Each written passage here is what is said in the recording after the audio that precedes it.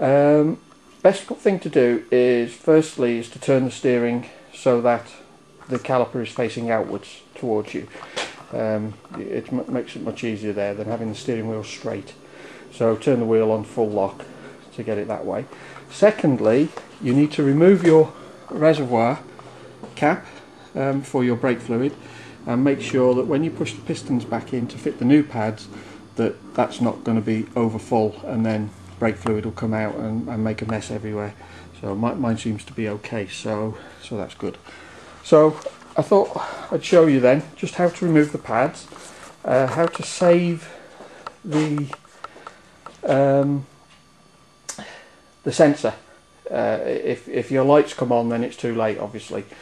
But my pads are quite worn actually on the inside, but not on the outside for some reason. So I'm going to change them now. I've got some here, so I might as well do it while and I've got nothing else to do anyway. So there we go.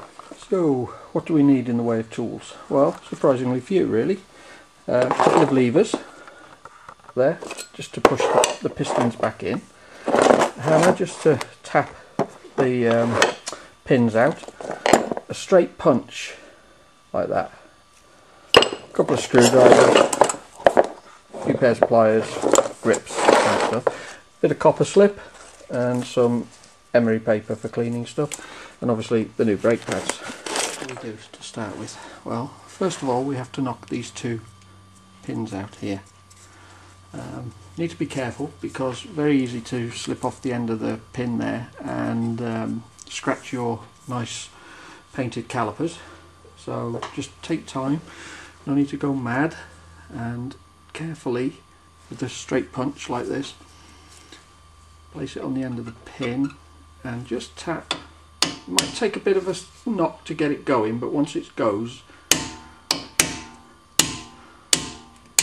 that's it.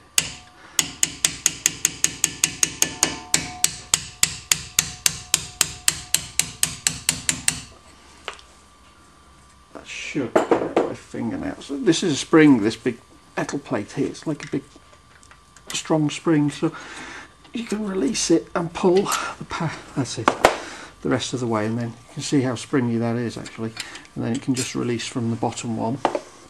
So that's one pin out, and then bottom pin, same again, very carefully, don't slip.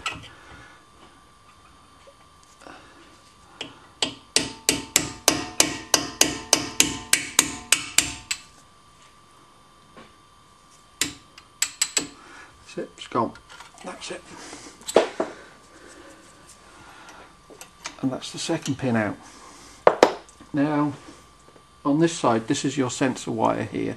So as I say, if your sensor has touched the disc, it will have broken the end off here, and you will need to replace the sensor and follow all the loom up and everything. Fortunately mine haven't, so I can reuse them as long as I can get them out carefully, so without breaking them. So then what we do is I just put a small screwdriver in, just carefully lever the piston back, just gently, there's no need to go mad, until the piston's all the way back home, and then the pad should slide out relatively easily like that. So that's one out. Same on the other side. Just again, no excessive force. If you're having to force something, there's something wrong. You just need to just ease the pistons back into their housing, and then there should be enough free, there we go, to pull the piston out. Now obviously, as you can see, the wire is still on there, so the way to remove that is a small sharp flat bladed screwdriver. Just push it behind the clip and twist, and it should come out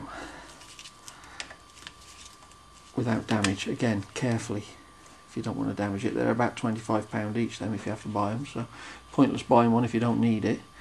And there's like a little spring, if you can see that there. Obviously that needs saving, so that's that. Put the wire out of the way and brake pad out. and as you can see, there's a new one.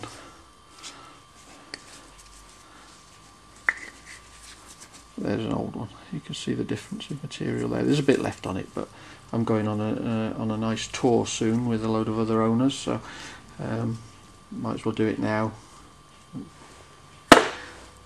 It's out the way then. So, as you can see, the pads have an arrow on them facing upwards, so that's the direction of the disc rotating, so it's that way, so that's the top.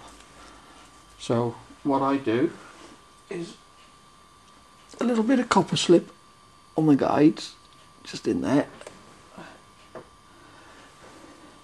Again, some people like to use this stuff, some don't. I prefer it. And then a little bit on the back of the pad, just where it contacts the piston. There's two pistons, so I just put two blobs on there. It's only thin, just a thin layer. And I did manage to get grease on the disc then, which is not very clever. There we go. I'll get some brake cleaner on that later. So I do the outboard one first. It should just slide in as the other one slid out. Might need a little bit of persuasion, but not much, as you can see. And then these red tabs come off because all they're doing is holding the shim on the back. That's that one out of the way. That one out of the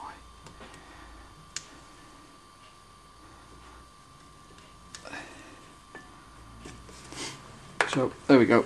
Just slide it back in. Use your punch if you like, just to make sure that you're lined up with your holes there, which we have. So that's fine. Spring on the back. It only goes one way.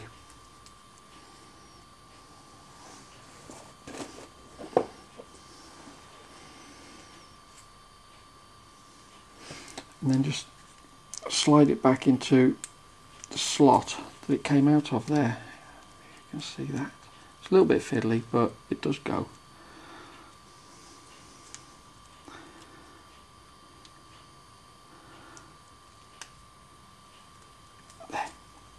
There we go. That's it. Just slides back in, as you can see there. Again, I've put a little bit of copper slip on the back already.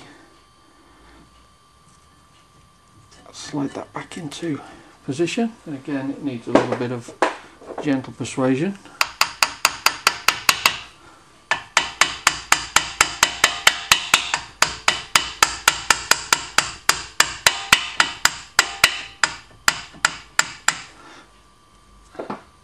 Red tabs off, so they're only holding the back plate on, and that's it. And again, if you use your punch just to line up, then you know your pin will go through fine. So pins, they're a bit of a mess when they come out. They get a bit corroded, so that was the idea of the emery paper, was to just get the crud off them.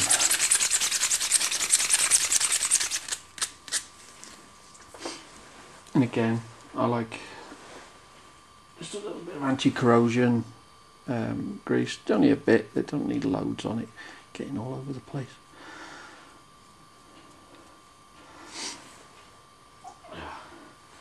Put the top pin in like so, right the way through, and you can see where it comes out the other side there, and it just needs a light tap.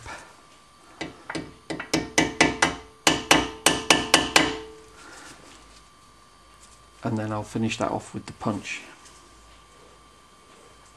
And I can find it.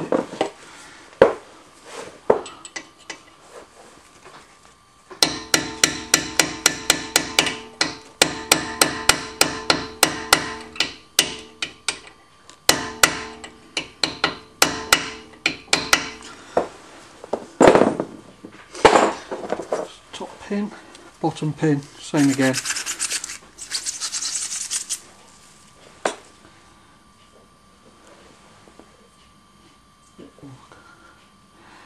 anti-seize compound or copper slip, whatever you prefer to call it.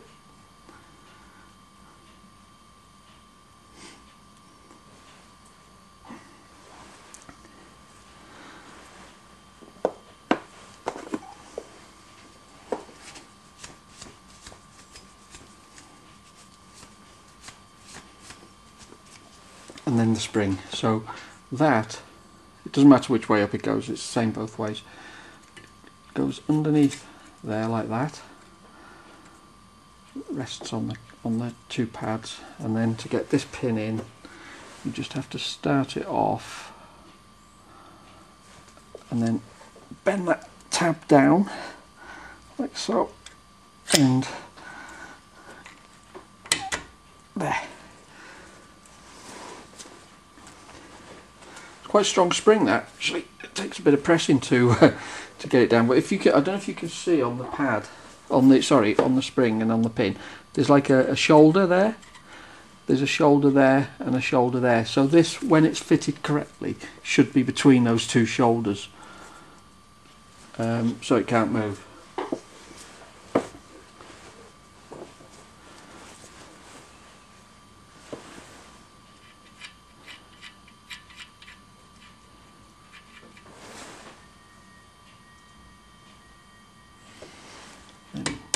Same again, tap the pin in lightly.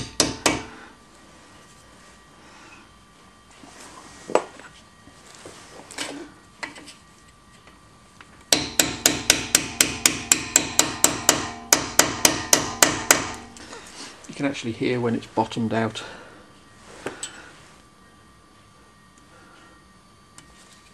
Just double check that I've got them both in all the way. These are your brakes after all.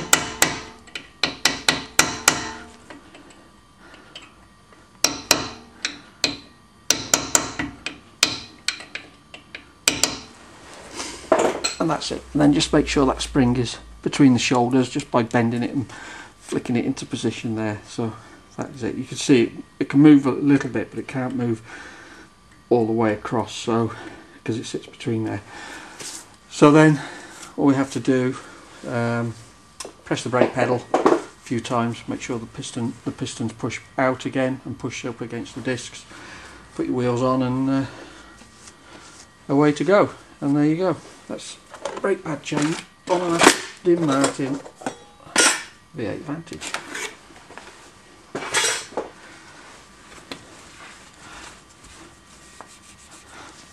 Hope that helps some of you if you decide to have a go yourself.